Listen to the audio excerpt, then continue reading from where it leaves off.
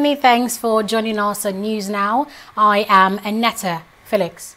President Muhammadu Buhari will be speaking at the opening ceremony of the World Economic Forum on the Middle East and North Africa holding in Amman, Jordan. The president, who was invited by King Abdullah bin Al Hussein of Jordan, will be speaking alongside United Nations Secretary General Antonio Guterres, as well as other world economic leaders. In a statement, Special Advisor to the President on Media and Publicity, Femi Adesina, announced that President Buhari will also hold bilateral meetings with some world leaders on the sidelines of the forum.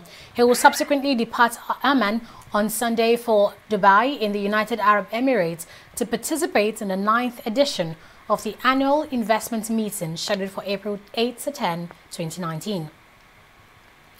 The Nigerian government has condemned in the strongest terms the execution of her national Kudirat Afolabi, widow and mother of 2 in the Kingdom of Saudi Arabia for drug-related offences. The government's position was relayed by the Permanent Secretary, Ministry of Foreign Affairs, Mustafa Suleiman, during a closed-door meeting with the Saudi Arabian ambassador to Nigeria, Adnan Bostaji, in Abuja. He says while Nigeria respects the sovereignty of state and abhors the violation of domestic laws of any country, the government does not condone such inhumane treatments being meted on the Nigerian national.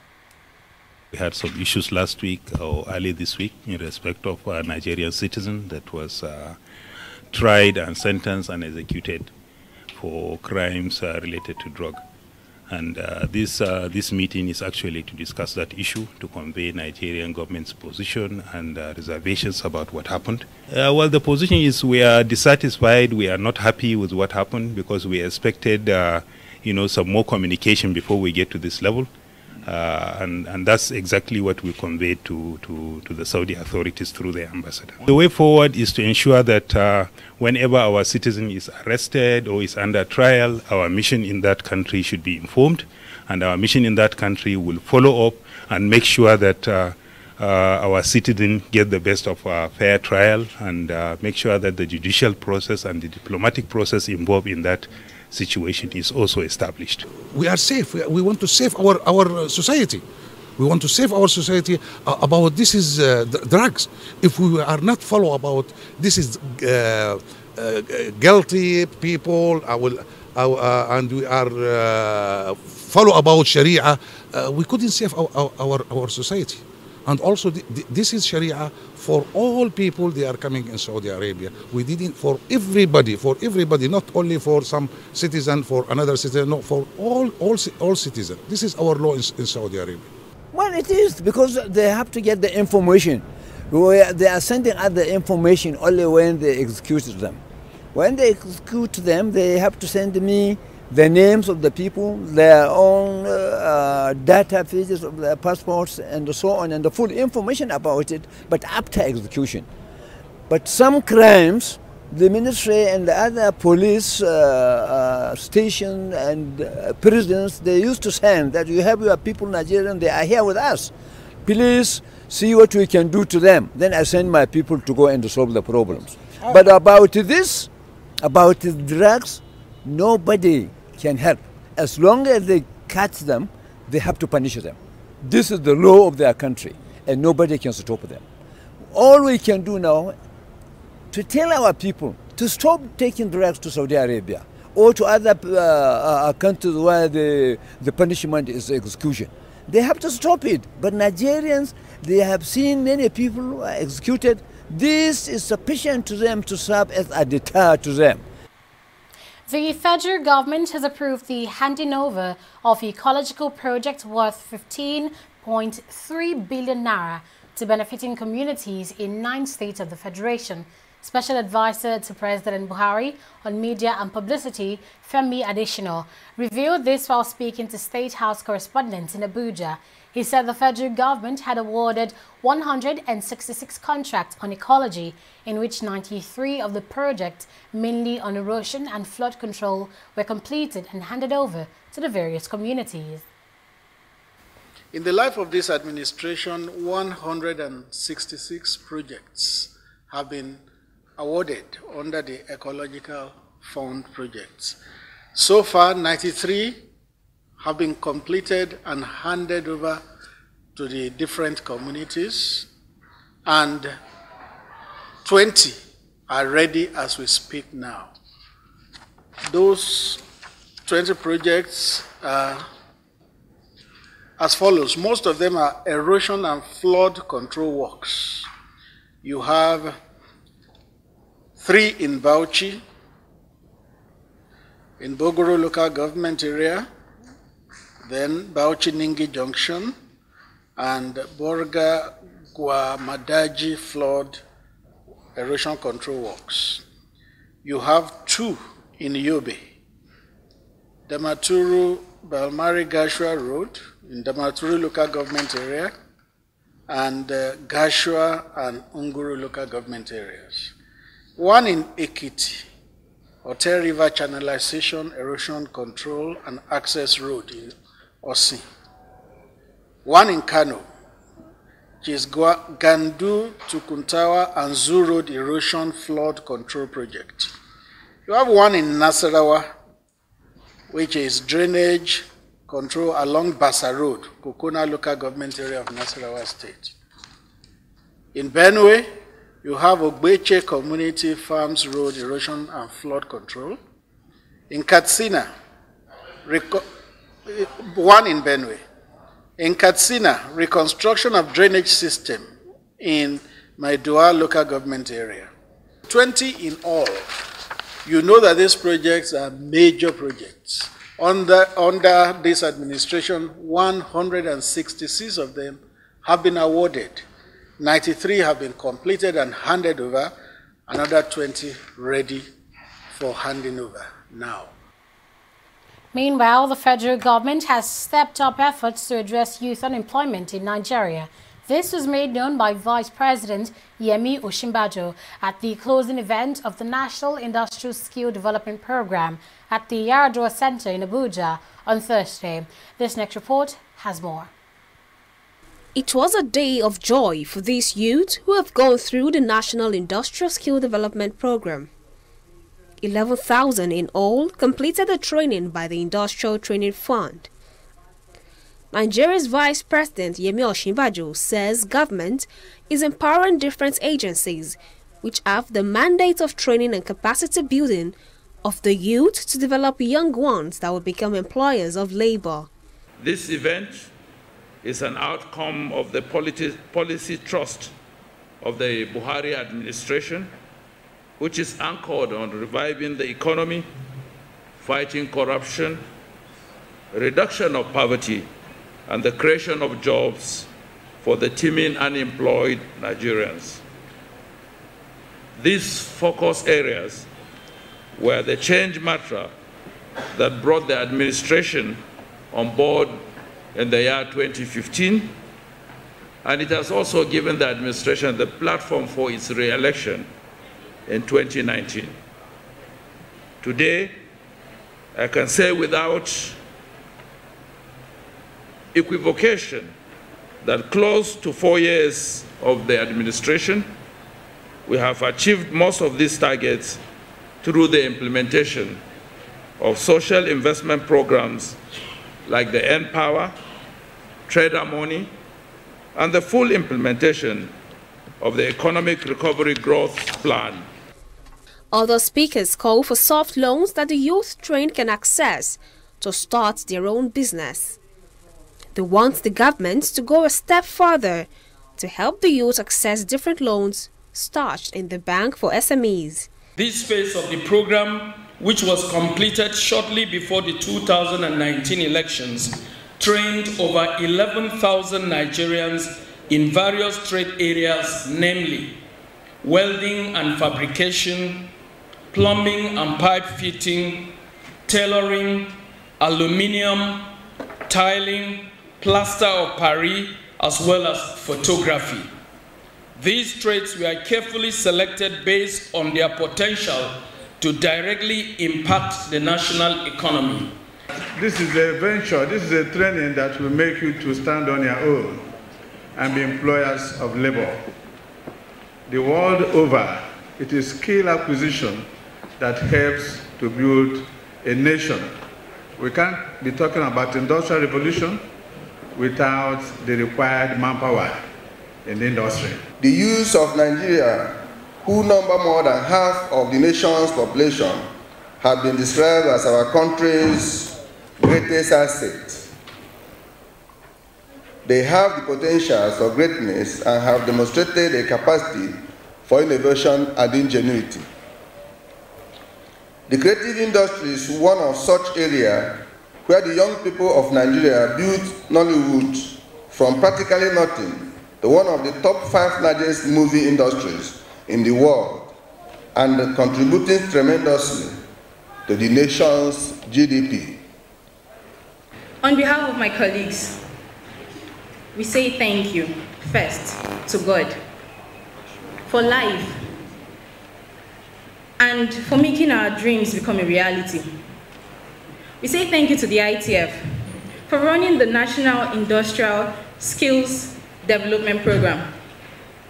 We thank them for creating the opportunity for youths to have and acquire employable skills that will kick off unemployment from our country. Since the inception of the program, over 150,000 Nigerians have been trained and empowered with skills for employability and entrepreneurship. Adeshewa Odushoga, TV360 Nigeria. Now, Rivers State Governor-elect Nyesom Wike has dedicated his victory to those who lost their lives defending their votes. Speaking after he was declared winner of the March 9 governorship polls, Wike expressed gratitude to the people for standing by the PDP despite the illegal actions of the so-called enemies of democracy. He also thanked INEC for working in line with the tenets of the Electoral Act. Wike defeated his closest rival, Bayopomabo Awara of the African Action Congress AAC, to win the elections with 886,264 votes. The governorship primaries conducted by the All Progressives Congress in Delta State has been nullified by a Federal High Court sitting in Asaba. Justice Nnamdi Dingba gave the ruling on Thursday in response to a suit filed by Victor Che, who prayed the courts to declare the APC gubernatorial primary election as illegal and unlawful. Now, this ruling comes hours after the Federal High Court sitting in Abuja sacked the senator-elect representing Delta North Senatorial District, Peter Nwaboshi. Justice Ahmed Mohammed, in his judgment, held that Nwaboshi, who is a serving senator, was not the winner of the primary election conducted by the PDP in Delta State. The governorship candidates of the All Progressives Grand Alliance, ABGA, in Zamfara State, Sani Shinkafi, has asked the State Election Petitions Tribunal to nullify the governorship polls conducted on March 9th. In a petition filed before the tribunal, Shinkafi prayed the court to order fresh governorship polls in the state. He also prayed the court to exempt the candidate of the All Progressives Congress from participating in the fresh elections. The Zamfara governorship polls was won by the candidate of the All Progressives Congress, Abdulaziz Yari. The Universal Basic Education Commission, UBEC, has approved the sum of 2.7 billion naira for the construction of 5,010 classrooms across Nigeria. The project is under the School-Based Management Committee and School Improvement Program, SBMCSIP. The development was announced by the state coordinator of UBEC in Plateau State, Mary Zaka, at a one-day advocacy and sensitization workshop in Jos. Zaka said the commission would this year support communities under the 3 project categories, which were SBMC Macro to construct 1,110 classrooms within 6 months, and SBMC Micro 3,700 classrooms, in addition to constructing 200 classrooms for special cases. The much sought-after national development can only be achieved if parents and other stakeholders are alive to their social responsibilities. Now, this is the view of Omo Bolanle Olonishakin, president of the Defense and Police Officers' Wives Association, DIPOA. She was speaking on the occasion of a humanitarian visit to the School for the Blind in Kuje, Abuja, in commemoration of the 2019 DIPOA Annual Week. It is to be noted that one of the best ways of managing our society is to adopt the proactive approach. It is better for damages not to occur at all than to go into crisis management. The reactive approach is more costly in terms of damages done, more expensive in terms of finances injected, and takes a longer while for the crisis to be combated successfully.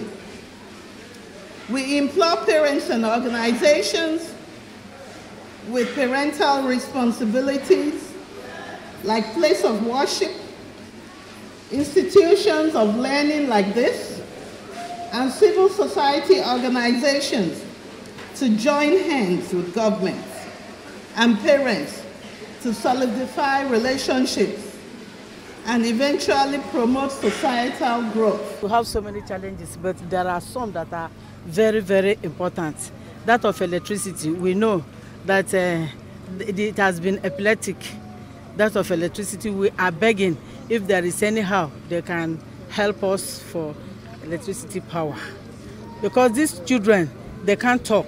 The only means of communication is through sign language. And when it's dark, they can't hear each other.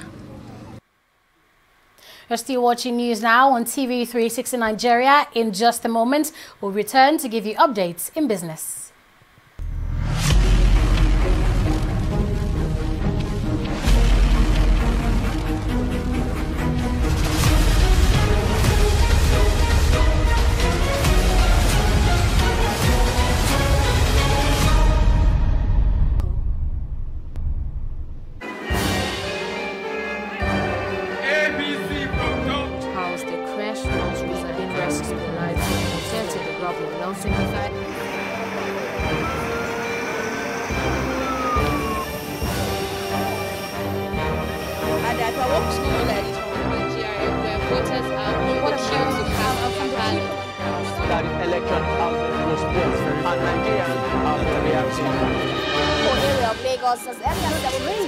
Some minutes say the incident has been managed.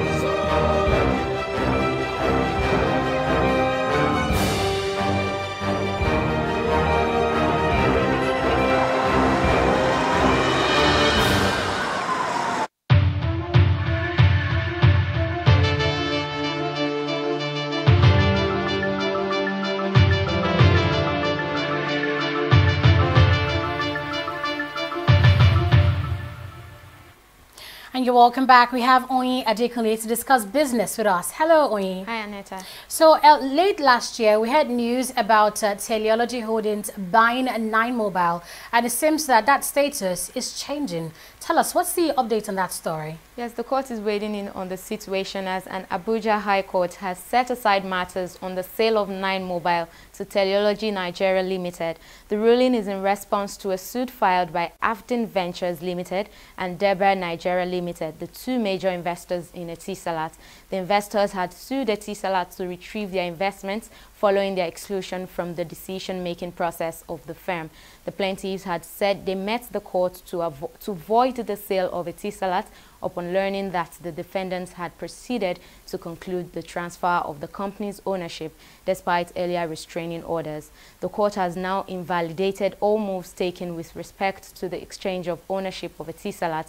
Teleology formally took over the management of 9 Mobile following the issuance of the final approval of no objection by the board of the NCC on November 12, 2018.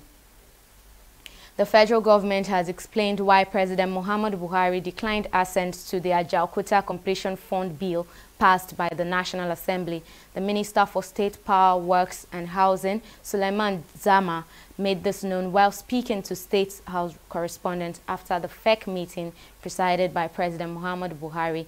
The minister added that since the Ajaokuta Steel Company is under privatization, it is therefore open to local and foreign investors.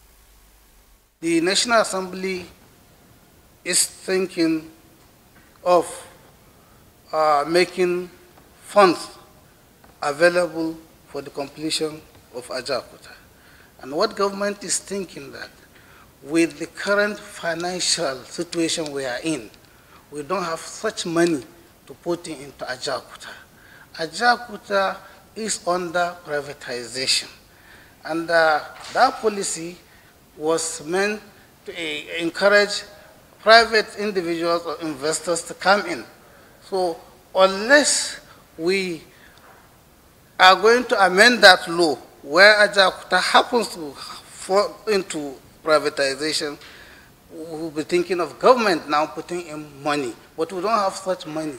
But a lot of investors have shown interest in Ajaokuta. We have more than 11 that have shown interest in Ajaokuta, and we are doing something on Ajaokuta. Ajaokuta will not remain what it is. Right now, we are trying to put the power plant in place. It's a 110 megawatts power plant. We are working on it right now, and Ajaokuta will take 40 megawatts. The rest will be sold to the national grid, and that can power Kogi and Edo State. So in Ajaokuta, government is focusing its attention on it, and we have those who have shown interest. And if they are bringing in their money and the technical know-how, we don't have to put the little monies we have for other sectors into Ajaokuta. So we are on the same page with the National Assembly, but we are approaching the issues from different angles. Nigeria's Minister of Finance, Zainab Ahmed, says the Federal Executive Council has approved the establishment of a promissory note program worth 3.4 trillion naira. The program is for the settlement of inherited local debts and contractual obligations of the federal government. In 2017, the Federal Executive Council approved a program, a promissory notes issuance program, to enable the federal government settle total inherited debts of 3.4 trillion. And this approval now went to the National Assembly, and the National Assembly has started this review. They have so far released to us the first two tranches, the first one being debts to 25 state governments, where state governments had repaired or worked on federal roads and they're asking for a refund. The second tranche was payments to all marketers, which is for the previous fuel subsidy scheme, including interest and exchange rate differentials that has been incurred. There are 12 categories, but so far the National Assembly has only sent in 2 categories, which we are working on. And after the memo was submitted at Cabinet Secretariat, we also received from the Assembly approval for settlement of the EEG scheme, and we will be processing that. We'll go on a short break now and return with stock market review. Please stay tuned.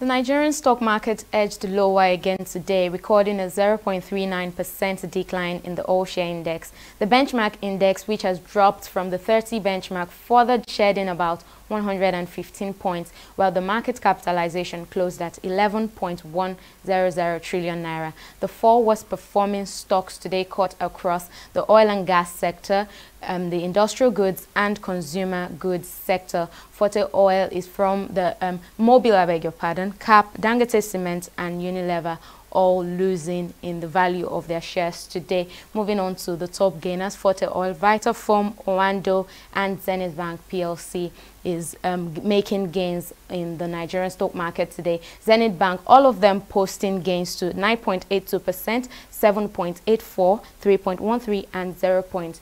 0.49%. In summary, a total of 499.087 volume of shares worth 2.894 billion naira were transacted in 4,133 deals.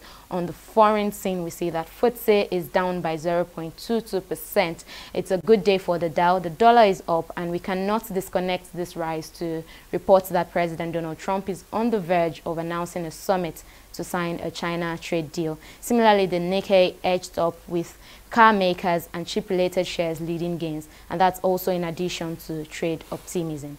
So that's all on the stock market review today. It's back to you, Aneta.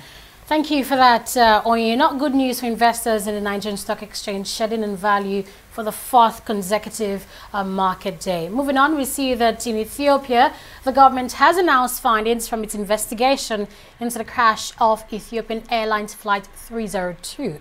In a preliminary report released on Thursday, both the government and the airline said the jet crew of the Ethiopian airline followed the guidance provided by Boeing on how to fly the plane. They added that the pilot also used its flight control systems, heaping the blame largely on the manufacturer. Aviation authorities around the world grounded Boeing's 737 MAX 8 aircraft after the Ethiopian Airlines crash on March 10 left 157 people dead. Now, at least 15 people have been injured after a train collided with a truck on the road in Vienna on Thursday. The incident took place as the truck was crossing a rail line in the eastern district of Vienna just before midday. The collision caused the front rail car of the train to derail and subsequently landed on the truck. Now, the driver, one train passenger, sustained injuries while 13 other passengers sustained light wounds. Now, the cause of the accident is unknown and investigations are still underway. The Super Eagles of Nigeria have moved up 4 places in the latest FIFA rankings released on Thursday. Ghana's men, who climbed to 42nd place in the world, are also now a 3rd place team in Africa. The 3-time African champions enjoyed a remarkable time during the recent international window with wins against the Pirates of Seychelles and the Pharaohs of Egypt. They trailed the Teranga Lions of Senegal 23rd and the Carthage Eagles of Tunisia 28th on the rankings in Africa. Meanwhile, Nigerian tennis star Aruna Quadri has climbed up to 2 places to rank 23rd in the International Table Tennis Federation ITTF World Rankings. Quadri was rated 25th in the previous rating, but after participating in the ITTF World Tour, Qatar Open is now ranked 23rd in the world and 1st in Africa. Now, Quadri will not be competing in the preliminary stage of next month's World Championship in Hungary, as will be his starting campaign alongside the elite players from the main draw. That's the round of 128 of the men's singles. And that's it from here on News Now on TV360 Nigeria. Thanks for watching. Bye for now.